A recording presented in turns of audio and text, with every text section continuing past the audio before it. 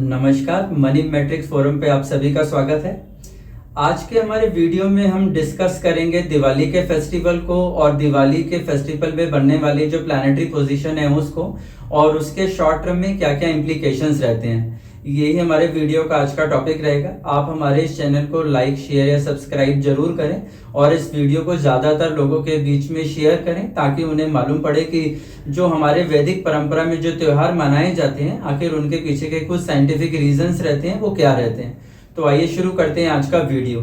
देखिए, हमारे यहाँ अलग अलग तरीके के त्योहार भारतवर्ष में मनाए जाते हैं और हर महीने ही जो है कोई ना कोई त्योहार जो है हम लोग सेलिब्रेट करते हैं और उन त्योहारों के पीछे बहुत सारी स्टोरीज रहती हैं, बहुत सारी घटनाएं रहती हैं और उनके कुछ ना कुछ प्लैनेटरी पॉइंट्स भी रहते हैं, कुछ ना कुछ सेलेस्टियल इवेंट्स भी रहते हैं। तो दिवाली भी उनमें से ही एक ऐसा फेस्टिवल है, लेकिन ये दूसरे फेस्टिवल से किस तरीके से अलग है वो ही हम इस वीडियो में आपके साथ डिस्कस करेंगे। चलिए शुरू करते हैं दिवाली के प्लैनेटरी पोजीशंस को समझना। अगर आप देखें तो दिवाली जो है वो कार्तिक अमावस्या पर आती है। कार्तिक अमावस्या जो है वो प्लैनेटरी सिचुएशन है जब सूर्य जो है वो डेबिलिटेटेड हो जाते हैं, यानी अपनी नीच की राशि में प्रवेश करते हैं, जब उनका जो बल है वो पूर्णतः क्षीण हो जाता है और चंद्रमा भी अस्त हो जाते हैं क्योंकि अमावस्या की तिथि रहती है। और वहां जो हमें नक्षत्र दिखाई देता है वो स्वाति नक्षत्र दिखाई देता है। आप देखें तो स्वाति नक्षत्र जो है वो राहु का कारक है। राहु जो है उसके नक्षत्र लॉर्ड माने जाते हैं। आज के प्रेजेंट सर्कमस्टेंस के हम देखें तो राहु जो है वो इलेक्ट्रॉनिक्स को, वेव्स को, रेडिएशन को, रिफ्लेक्शन या फिर वेव्स को जो है वो कनेक्ट करते हैं। तो ये जो दिवाली का जो फेस्टिवल रहता है वो एक डार्क फोर्सेस को कनेक्ट करता है, एक एनर्जी को कनेक्ट करता है, या फिर हम ये कह सकते हैं कि दिवाली जो है वो एक बड़ा ट्रांसफॉर्मेशन करता है हमारे लोकल लाइफ के अंदर भी, हमारी पर्सनल लाइफ के अंदर भी, और जो कुछ जो हमारा करंट एरा चल रहा होता है उसके अंदर भी। अगर आप दिवाली से जुड़ी हुई बहुत सारी स्टोरीज को भी देखें तो आपको वहां भी ये समझ में आएगा कि दिवाली जो है वो पुरानी किसी एक चीज को खत्म करता है और दूसरी एक नई चीज को स्टार्ट करता है। तो ऐसी कुछ इवेंट्स को हम इस वीडियो में डिस्कस करेंगे। जैसे हम जानते हैं कि जो एक सबसे कॉमन जो हमारी जो घटना है वो क्या रहती है कि भगवान राम जो है उन्होंने रावण का वध करा और उसके बाद वो अयोध्या आए। तो आप देखिए कि अयोध्या में बहुत सारे राजाओं का शासन रहा, लेकिन राम के आने के बाद जो है राम राज्य की स्थापना हुई और हमने देखा कि वहां से जो अयोध्या है या जो भारतीय समाज है उसमें एक युग परिवर्तन आया और आज भी हम एक राम राज्य की परिकल्पना करते हैं। तो ये जो दिवाली है वहां से हमने देखा कि किस तरीके से जो है राम राज्य की शुरुआत हुई। उसी तरीके से आप महाभारत काल देखें तो वहां भी हमें दिखाई देता है कि हस्तिनापुर या दिल्ली के आसपास के जो क्षेत्र हैं, जो कुरुक्षेत्र जिसे हम कहते हैं, वहां पे कुरु राजाओं का ही राज्य रहा और महाराज भरत जो है उनकी वंश परंपरा चलती रही। लेकिन जब पांडवों को 13 वर्ष का वनवास मिला और वह भी दिवाली पर पूर्ण हुआ तो वहां से जो है हस्तिनापुर से इंद्रप्रस्थ की शुरुआत हुई और एक नए युग की शुरुआत हुई जिसमें महाराज परीक्षित का राज्य रहा। तो हमने देखा वहां भी हमें दिखाई देता है कि एक बड़े युग का अंत हुआ और एक नए युग की शुरुआत हुई। इसी तरीके से अगर हम और परंपराओं के अंदर देखें तो हमें वहां भी दिखाई देता है। पुरानी वैदिक घटनाओं में देखें तो कहा जाता है कि राजा बलि ने भी अपने तीनों लोकों में शासन करा, लेकिन भगवान ने वामन रूप में प्रकट होकर जो है उनसे तीनों लोकों का शासन जो है वो ले लिया और उन्हें पाताल का राज्य दिया। तो ऐसी जो दैविक जो कहानियां हैं हमारे जो पुराणों में मिलती हैं वो भी हमें दिखाई देती हैं। यदि हम देवी की उपासना करने वाले जो शाक्य संप्रदाय के लोग हैं उनको भी हम देखें तो वहां भी हमें दिखाई देता है कि देवी ने जो है महिषासुर, शुम्भ और अन्य जो दैत्य हैं उन सब का वध करा और उनका अत्यधिक क्रुद्ध रूप जो है हमें दिखाई दिया और उन्हें भी भगवान शिव ने अपने आप को अर्पण करके उनके चरणों में जो है उन्हें शांत करा। तो वह घटना भी हमें दिवाली पर ही दिखाई देती है। तो आप देख सकते हैं कि भारत में चाहे वैष्णव संप्रदाय हो, चाहे शैव संप्रदाय हो या शाक्य संप्रदाय हो, सभी के अंदर जो है वो दिवाली की मान्यता हमें लगातार दिखाई देती रही। इसके आगे में भी अगर हम देखें, जैसे भगवान कृष्ण का काल आया तो हम जानते हैं कि नरकासुर की ये कहानी बड़ी प्रचलित है कि उसने बहुत सारी स्त्रियों का हरण करा और उसने अपने महल में रखा। तो भगवान कृष्ण ने भी नरकासुर का वध करा और उन स्त्रियों को वहां से मुक्त करा। तो ऐसी जो है हमारे पुराने जो पुराण दिखाई देते हैं, शास्त्र दिखाई देते हैं, उसमें घटनाएं दिखाई देती हैं। यदि हम रिसेंट में भी बात करें तो हम जानते हैं कि 1000 वर्ष पूर्व जो है जब भारत में शक राजाओं का राज्य था और वहां पर भी जो है हम देखते हैं कि महाराज विक्रमादित्य जो है उन्होंने शक राजाओं का जैसे ही अंत करा तो वहां से जो है विक्रमादित्य का राज्य शुरू हुआ। और हम जानते हैं कि उससे पहले जो हमारी गणना रहती थी वो शक संवत के नाम से रहती थी, और उसके बाद से हम जानते हैं कि विक्रमी संवत की शुरुआत हुई। आज हम कोई भी शुभ कार्य या मांगलिक कार्य करते हैं तो उसमें हम विक्रमी संवत की गणना करते हैं। तो आपको इन घटनाओं से समझ में आ रहा होगा कि कैसे कैसे एक युग का अंत होता जा रहा है और एक युग की शुरुआत होती जा रही है। और अभी हम रिसेंट में जाके देखते हैं, जैसे कि हम जानते हैं कि आर्य समाज जो है वो भारत में काफी प्रचलित धर्म है जो सूर्य की उपासना करते हैं। उनके भी जो प्रमुख जो धर्म गुरु जिन्हें हम कह सकते हैं स्वामी दयानंद सरस्वती जो है, उन्हें भी निर्वाण की प्राप्ति जो है वो दिवाली के दिन पर ही हुई। और वह भी जो है दिवाली के दिन जो है सूर्य को अर्घ देते हैं, सूर्य के यज्ञ करते हैं, और उनके यहाँ भी जो दिवाली है उसकी बड़ी मान्यता है। अगर हम जैनिज्म को देखें तो वहां भी हमें दिखाई देता है कि जो अभी भगवान महावीर जो है, वर्तमान महावीर जिन्हें कहा जाता है, उनका भी जो मोक्ष का जो पर्व है वह भी जो है दिवाली पर मनाया जाता है, और उन्हें ही जिन शासन में जो है अभी जो है वर्तमान शासक माना जाता है। तो वहां भी हमें पुराने बहुत सारे तीर्थंकर दिखाई देते हैं, लेकिन वर्तमान समय जो है वो वर्तमान महावीर का दिखाई देता है। सिख संप्रदाय भी आप देखें तो कुछ समय में पिछले 500 वर्षों में काफी प्रचलित हुआ। अगर आप उनके छठे गुरु हरगोबिंद सिंह जी को देखें तो वह भी जो है मुगलों से अपने आप को मुक्त कराकर जो है सिख संप्रदाय को संगठित करने में सफल हुए, और वह घटना भी दिवाली से जुड़ी दिखाई देती है। इवन हम देखें तो जो अमृतसर में हरमिंदर साहिब या जिन्हें फिर गोल्डन टेम्पल कहा जाता है, तो उसकी शिला नींव भी जो है वो दिवाली पर ही रखी गई। तो ये सारी घटनाएं जो मैं आपको बता रहा हूँ, इनको बताने का जो पर्पस है वो एक ही पर्पस दिखाई देता है कि दिवाली जो है वो एक असामान्य पर्व है। वहां पर एक युग का अंत होता है और एक नए युग की शुरुआत होती है।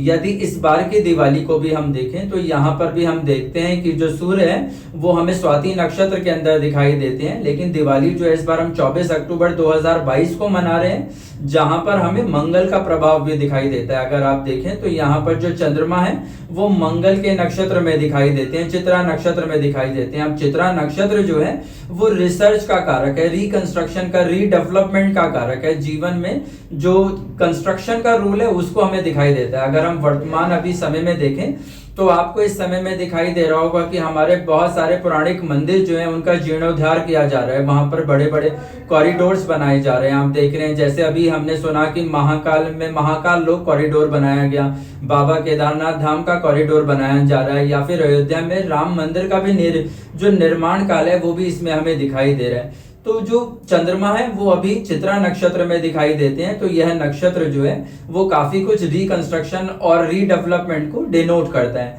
अगर हम इसको अभी रिसेंट कनेक्शन में भी देखें तो हम देखते हैं जैसे कि अभी हम चाइना के अंदर दिखाई देते हैं, चाइना को भी हम मंगल से जुड़ा हुआ देखते हैं, मंगल कारक दिखाई देता है, मंगल का रंग भी लाल आप देखते हैं। और उसी तरीके से चाइना का जो ध्वज है, जो वहाँ का नेशनल फ्लैग है, या फिर जो वहाँ की कम्युनिस्ट पार्टी है, वो भी रेड कलर से ही अपने आप को रिप्रेजेंट करती है। वहाँ अभी जो शी जिनपिंग जो उनके करंट प्रेसिडेंट है, अगर हम उनके जीवन काल को भी देखें तो वहाँ हमें जो है चित्रा नक्षत्र से जुड़े एक 24 ईयर साइकिल हमें दिखाई देती है। अगर हम 1998 का एक पीरियड देखें तो वहां वो एक सिंपल स्टूडेंट पॉलिटिक्स में थे, और उसके बाद वो कम्युनिस्ट पार्टी के अंदर सेक्रेटरी बने, और वहां से लगातार वो आगे बढ़ते रहे। और अभी चाइना की जो 3 सुप्रीम पोस्ट हैं वो उन्हीं के पास हैं, और उन्हें अभी माओ से तुंग का फॉलोवर भी माना जा रहा है। माना जा रहा है कि जो कम्युनिस्ट पार्टी है उसमें जो चेयरमैन थे वो पहले माओ से तुंग थे, और अब शायद जो है जी जिनपिंग जो है वो भी जो है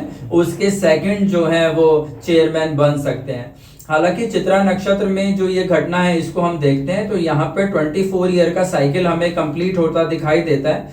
तो हमें दिखाई देता है कि अभी जैसे कि चाइना बीजिंग में 20th कांग्रेस चल रहा है, जो अभी 16 तारीख से शुरू हुआ है और 25 तारीख तक जो है वो चलेगा। तो उसका एक अधिवेशन चल रहा है, तो उसको देखकर हमें दिखाई देता है कि शी जिनपिंग के लिए आने वाले 6 महीने बहुत अच्छे रहें, ऐसा बिल्कुल जरूरी नहीं है। और काफी कुछ हम देखेंगे कि इस काल में यदि वो दोबारा आ भी जाते हैं तो चाइना की पॉलिसी जो टूवर्ड ताइवान है, या फिर हांगकांग है, या इंडिया पाकिस्तान है, या अमेरिका है, वो पहले जैसी हमें दिखाई नहीं देगी। हमें चाइनीज पॉलिसी में मेजर ट्रांसफॉर्मेशन दिखाई देगा, और चाइना के अंदर भी हमें एक नए युग की शुरुआत होती दिखाई देगी। भारत में भी अगर हम इस घटना का कुछ देखें तो हमें दिखाई देता है, जैसे 1959-56 में आप देखें तो लगभग दिवाली के समय में ही जो है श्रीमती इंदिरा गांधी जो है वो पहली बार जो है all India Congress working committee की जो है चेयरपर्सन बनी थी। और उसके बाद हमने देखा कि टिल 1984 जो है वो वन साइड कांग्रेस को ऊपर लेके गई और काफी सारी सीनियर पोस्ट जो है उन्होंने करी और काफी सारा रोल भी जो है उन्होंने इंडियन पॉलिटिक्स के अंदर प्ले करा। और हमने देखा कि कैसे 1984 में जैसे ही जो है उनका 24 ईयर साइकिल कंप्लीट हुआ तो अप्रोक्स जो है दिवाली के सराउंड में ही उनका असैसिनेशन भी हुआ। तो दिवाली जो है वो एक असामान्य त्योहार भी है और उसके अगर योगों को देखें तो इस बार वो असामान्य योगों में ही पड़ती हुई दिखाई दे रही है।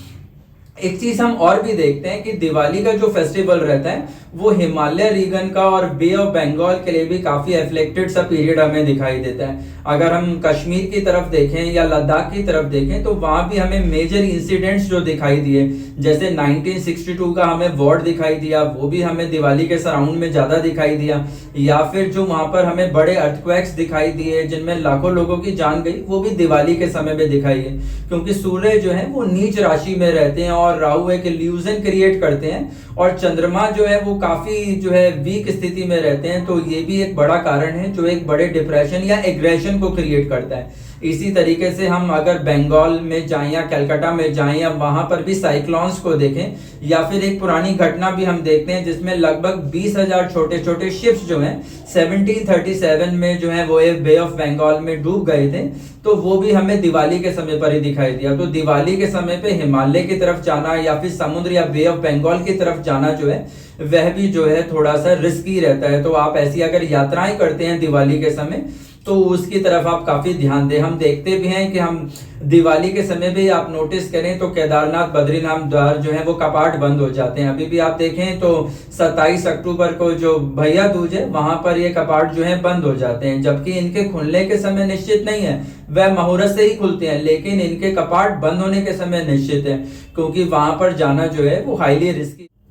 यूक्रेन रशियन वॉर को भी हम देखें तो हमने लास्ट ईयर भी आपको इसमें एक वीडियो दिया था जिसमें हमने बोला था कि 4 नवंबर में जो है कुछ ना कुछ एग्रेशन जो है, तब भी हमने देखा कि सोलर एक्लिप्स था और लूनार एक्लिप्स था कि हमें वर्ल्ड में जो है वो आर्म फोर्स बेस्ड जो है युद्ध देखने के लिए मिल सकता है। और उसके अगले वीडियो में भी हमने आपको एक 24 फरवरी का डेट दिया था कि जिसमें हमने बोला कि रशियन और यूक्रेन वॉर जो है वो जरूर हो सकता है और वो आर्म बेस हो सकता है। तब ऐसी कुछ अवधारणा थी कि वर्तमान समय में पॉलिटिकल या जो डेमोक्रेटिक तरीके से चीजें होती हैं। अगर उस घटना को भी हम अब जोड़ के देखें तो दिवाली का समय ऐसा दिखाई देता है जिसमें ये वॉर भी अपने किसी एक कंक्लूजन को पूरा कर लेगा। इसके अंदर अगर कोई सीवियर एमिनेशन यूज होना है तो वो रिसेंट डेज में हमें दिखाई दे जाएगा।